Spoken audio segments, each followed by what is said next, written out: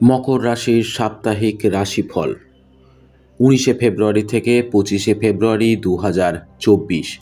এই সপ্তাহে আপনাকে কাজের পাশাপাশি আপনার স্বাস্থ্যের উন্নতির জন্য কিছু সময় বের করার পরামর্শ দেওয়া হচ্ছে, কারণ এই সময়টা আপনার স্বাস্থ্যের জন্য ভালো দেখায়। এর পাশাপাশি এই সপ্তাহের মধ্যভাগে শনি চন্দ্র রাশি থেকে দ্বিতীয়ভাবে অবস্থান করার কারণে আপনার কাজের চাপ বাড়তে পারে, কিন্তু আপনি এই কর্মক্ষেত্রে চাপকে আপনার মনে প্রাধান্য পেতে দেবেন না।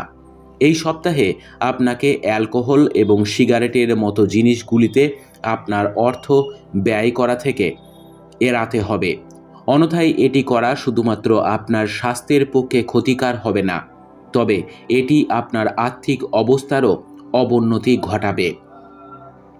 এই সপ্তাহে পরিবারের অন্যান্য সদস্যদের মধ্যে পারিবারিক কলহ হতে পারে, যার কারণে পারিবারিক শান্তি বিঘ্নিত হতে পারে।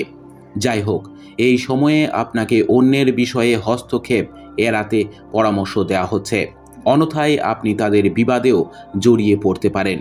এই সপ্তাহে অফিসে বা তাদের সাথে আপনি প্রায়শই তর্ক করেন বা খারাপভাবে সহবাস করেন, তাদের সাথে ভালো কথোপকথনের সম্ভাবনা রয়েছে, কারণ এই সময়ে আপনারা দুজনেই একসঙ্গে কিছু নতুন এবং গুরুত্বপূর্ণ প্রকল্পের দায়িত্ব পেতে পারেন।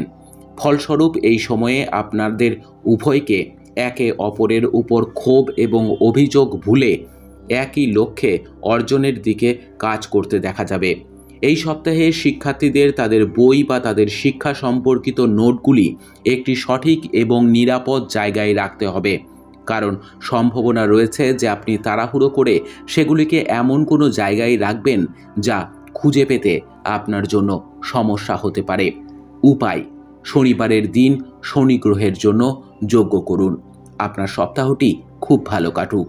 জয় মা তারা, জয় বাবা লোকনাথ।